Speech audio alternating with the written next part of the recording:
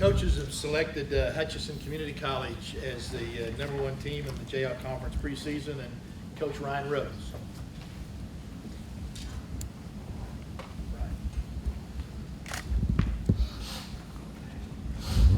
All right, guys, we're almost done. I just want to thank everybody for being here. Going to be pretty repetitious in my appreciation also, but I do hope that everyone knows we are appreciative.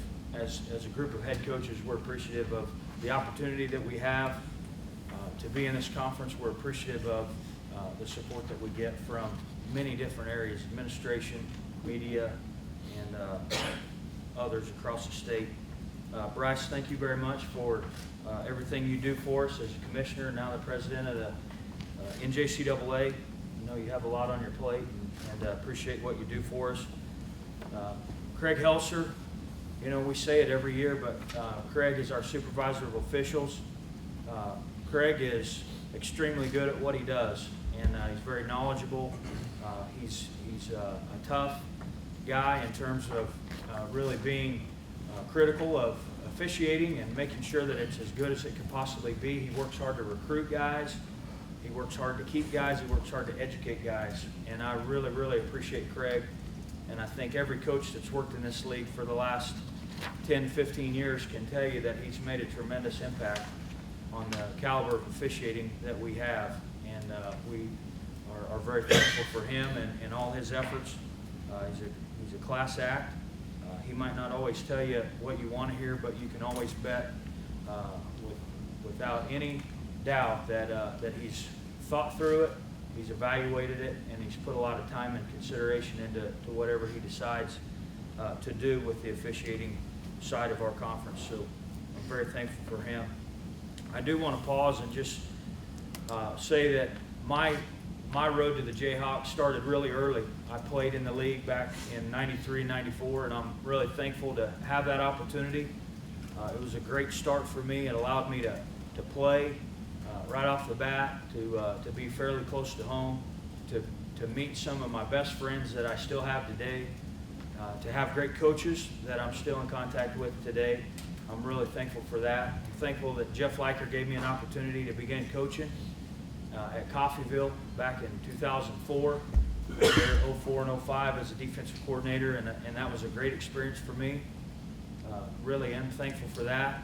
It allowed me to meet a guy, Dick Foster, who Coach Sims mentioned earlier, who really is an icon in this league as well. And really, Dick Foster helped me get the Fort Scott job, and I could not thank him enough for that. And that was a great opportunity to take that program over and to have a good enough year to have a chance to go back to where I started as a player at Hutchinson. And really thankful for the opportunity to be in Hutch. Ed Berger and Randy Stang were the two guys that hired me as president and AD there. And now we have a new president as of last year, Dr. File, who's been great, and I appreciate him. And now we have a new athletic director in Coach Gooch, and I'm very thankful for his friendship and for him as a guy that I know will just work hard for our department. And he cares about it, and I'm super thankful to have Coach Gooch as a guy that will is my new boss. You know, I'm really happy to try to help him in any way I can, and I know he'll do the same thing for our football program as the other sports. We have an awesome staff from a media standpoint at our place. Steve Carpenter is our SID and does a lot for Region 6 and the Jayhawk Conference, but he's also our Hutch SID, and I appreciate Carp and his son Andy. They do a lot for us, and I'm very thankful for that. Kyle with the Hutch News has been great to work with, and I appreciate him. And Glenn Grunwald with Eagle Radio is here today, and he and Rob Dreyer and Rusty Hilst are a great team that put our games on the radio, and I'm thankful for those guys as well. Shane and all you other media that are here today, thank you guys for being here. Again, we need an advocate, and we need somebody to help get the word out about this tremendous product that we all know about, and you guys have done that for us, and we're very grateful to have that. Jayhawk football is a very well-known commodity abroad, but I think sometimes right here in our backyard we forget how good it is and how blessed we are to have that set up right here in our state. So I'm very thankful for that. Also want to just say thanks to the other coaches that are here. You guys have become some of my really good friends in this profession. I think the world of you and respect you greatly, as I know that you make decisions that affect your communities just like I do. We make decisions that affect the lives of our players, and those are big decisions to make. You know, when we're talking about bringing a kid into our community, or when there is a problem, how we handle it.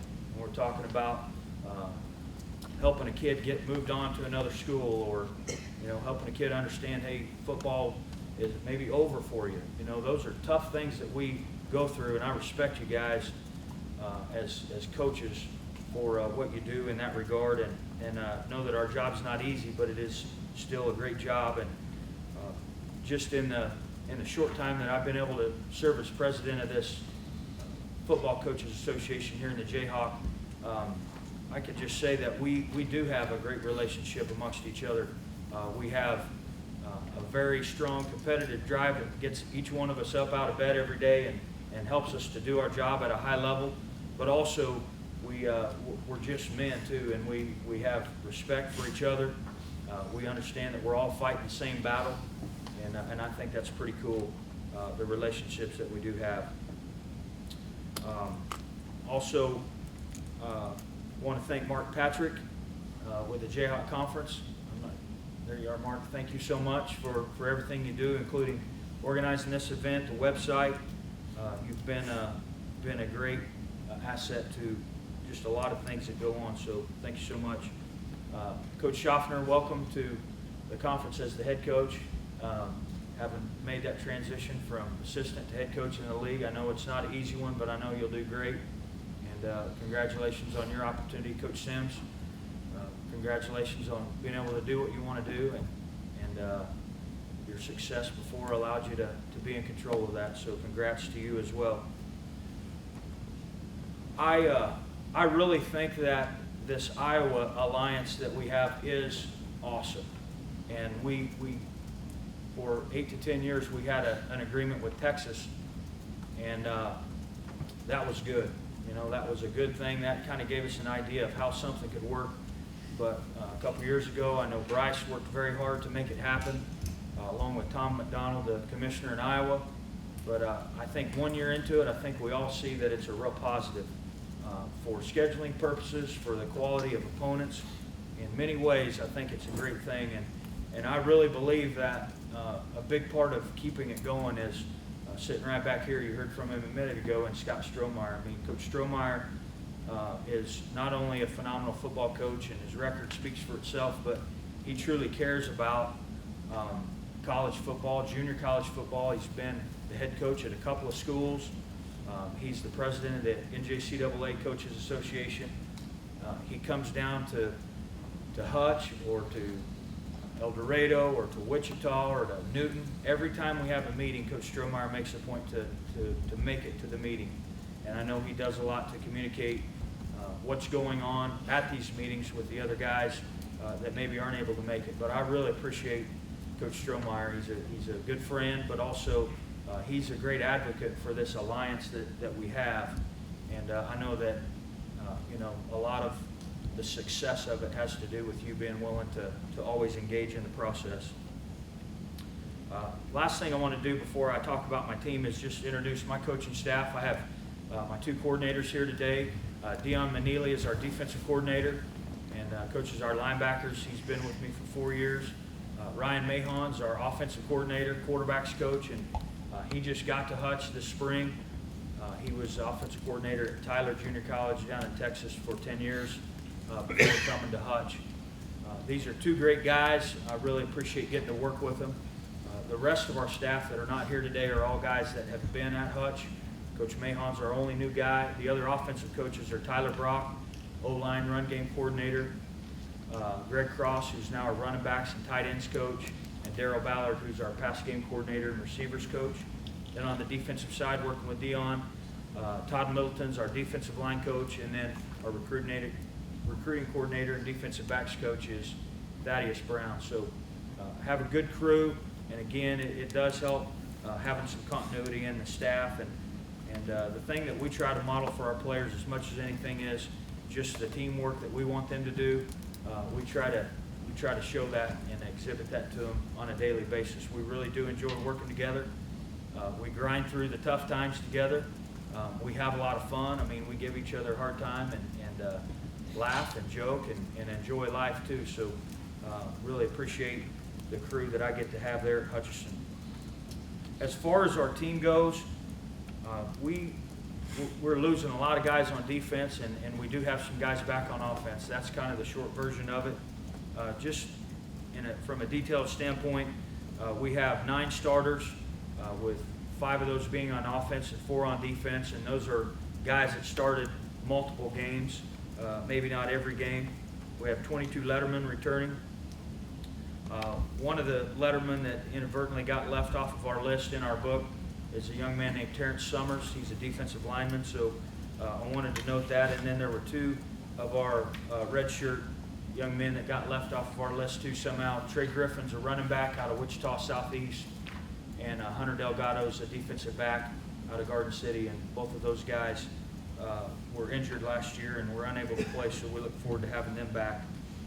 But just looking at the kind of blending all this together, we have a group of returning players, we have a group of new freshmen coming in, we have a group of red shirts, we have a group of transfer players.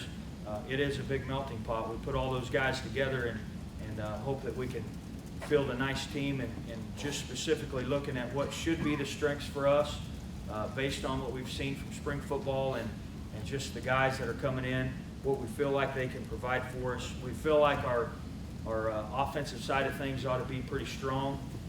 We do have a returning starter, Kalen Ben, at quarterback, and you always feel like if you got a good quarterback and that situation is good, you ought to have a chance to be able to move the ball a little bit. We are glad to have KB back. We also brought in a transfer. He's from Kansas City Wyandotte High School, but redshirted at Minnesota. His name's Dominic McKenzie. Very good football player. Was with us this spring as a quarterback also. And Dom is a really good kid and a great leader in addition to being a really talented quarterback.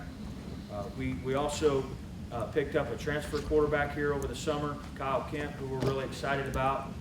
He's been going to class and working out with us this summer.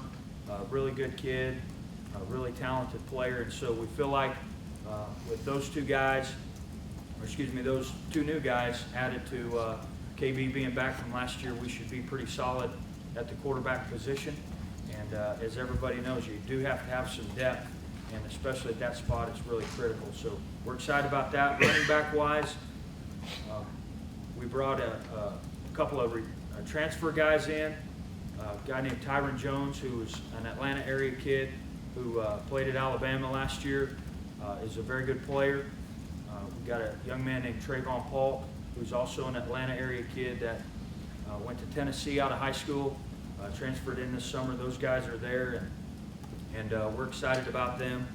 We also have some exciting in-state players. Probably one of the best kids in the state last year was Blake Middleton. Scored, I think, 38 touchdowns for Hutch High. I think he'll be a great asset to our team this year. And as I mentioned, Trey Griffin from Southeast High School will also be a contender there for the running back position. We return 3 guys that started at least multiple games, 3 or 4 games or more on the offensive line. Probably the headliner on that group is Tate Levitt, just because he's probably got the most attention. Tate's a really good player out of Thornville, Ohio, that we're excited to have back. From a defensive standpoint, we have a lot of holes to fill. Many of you know we had some really talented players in our front 7 last year that are all gone, and so there are 2 guys that started for us on the interior D-line, A.J. Banks and Greg Webb, that'll be back. The only guy that had any type of starting experience at the second level is Kyle Wilson, who is a really good player out of Wichita South. that we're excited about, and then Rhoades Sanders is our only returner in the secondary. So we have lots of holes to fill on defense. Again, we're depending on some of our redshirt guys, some of our incoming freshmen to fill some of those voids, and hopefully we can at least slow some people down. From a kicking game standpoint, we lost our punter, Stetson Brose, who's moved on to Missouri Southern, but we do have 2 kickers returning. Timothy Badilla started the first 2 games for us, and it was an interesting deal. We coach long enough, I guess you go through everything, but we're getting ready to play Butler in game 3, and our starting kicker's out there, kicking PATs, and he comes over to me and he goes, "Coach, I can't lift my right leg." So somehow he had pulled a hip flexor in pregame, and it's a pretty big game, and so I was a little bit nervous anyway, and so you add that onto it. Well, what happens on stuff like that is somebody usually steps up, and so Cassidy Lemons became our starter the rest of the year and did a great job for us. But both of those guys will be back, and so we have 2 solid kickers that we feel like we can depend on, and we definitely feel good about that. As far as the conference race, as has been mentioned multiple times, you have to be ready to go every week, and there are a lot of good teams. That's all there is to it. And the days of 70-7 and that type of spreads is over in this conference, and that's good. I think we have made some changes, and we've been progressive, I think, with how our rosters are set up. We've been progressive with improving our coaching staffs, getting more coaches, more football time, and I think the level of football in the state of Kansas also can be seen in the improvement of just our total teams here in the Jayhawk Conference. So it's any man's race. Preseason polls are very immaterial. The only thing they really do is they give Bryce a way to decide the order of speakers, and after that they mean nothing, as you guys know. So we understand that that we'll have a big bullseye on our chest every week, and we're gonna work hard to be ready to play, to give it our best shot every game, and hopefully that's enough. But again, with the quality of opponents we have in this league, anything less than your best is going to be tough to come out with a W. The thing that we have always hung our hat on in talking about our strengths and weaknesses, and we've just always hung our hat on working hard, trying to be fundamentally sound and not beat ourselves. We always try to put our guys in a good position to be successful, and that's, I feel like, one of our strengths going in addition to some of the personnel things I've mentioned. As far as weaknesses go, we don't return really more than 1 player at the second level on defense. That's a definite concern, finding out who those guys are going to be. We're hoping we got some guys that can step up, and just a challenging schedule.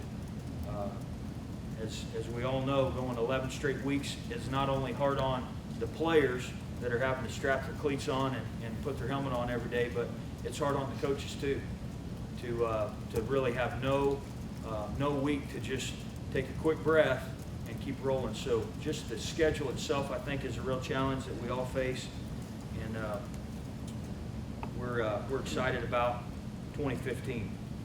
We have 8 players who are listed in our book playing in the Kansas Shrine Bowl.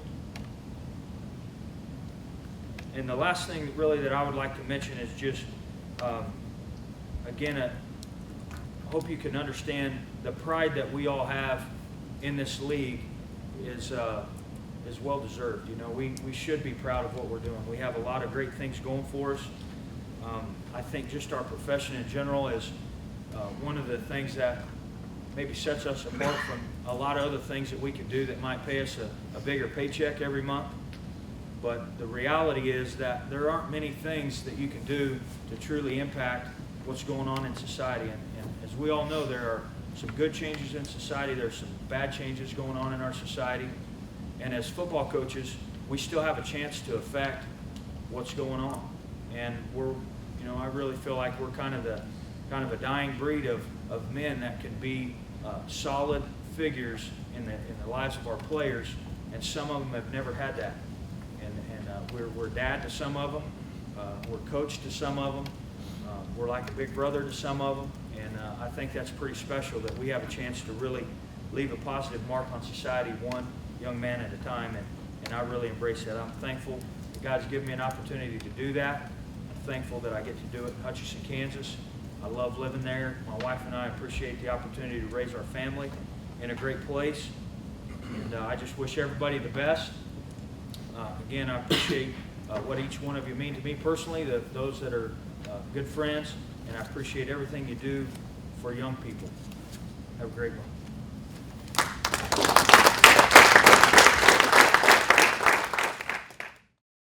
Well, I don't want to associate elder with anything about me. No, but I guess it's kind of cool. You know, I'm 40 years old and been blessed to have some good opportunities early in my life. And, you know, I've never really thought about that as a selling point for us. But hopefully we have a lot to sell just with Hutch, with our college and the success we've had and things like that. But it's cool, and I appreciate being in that position, you know, not only as the guy that's, I guess, been here the longest as a head coach, but also serving as the president. I mean, I take a lot of pride in those things because I do think this is a great football conference. Well, you know, I'd be lying if I told you it didn't make me feel good that we were picked number one. I think that's just human nature. You know, you appreciate that people can see that you're doing well. But I'm also a realist enough to know that that doesn't do anything to help us win any games. More than anything, it puts a big bullseye on you. But I'm thankful. I think it hopefully everybody tied to our program takes a lot of pride in the fact that you know, we've been number two for a lot of these press conferences, and this year we were picked to win it, you know, and a lot of that probably is based on our finish last year. And so I hope everybody takes some pride in it, but also understands that 2015 is new, and Fort Scott's the first conference team we play, and they don't care anything about where we were picked to finish in the preseason poll. Those defensive ends those are special, two special guys. The versatility they had of you know, size, speed, and power is remarkable. To have two of them like that in 1 year, I think is you know, just incredible. And I'm thankful that they were here. But boy, those are big shoes to fill. As many great plays as Alvin made too, you know. I do think that we'll have some good running backs. Now, I'm not going to tell you that any of them are as good as Alvin, but I think that, you know, if I had to just say which one's harder to fill, I'd say those DNs really hard to replace.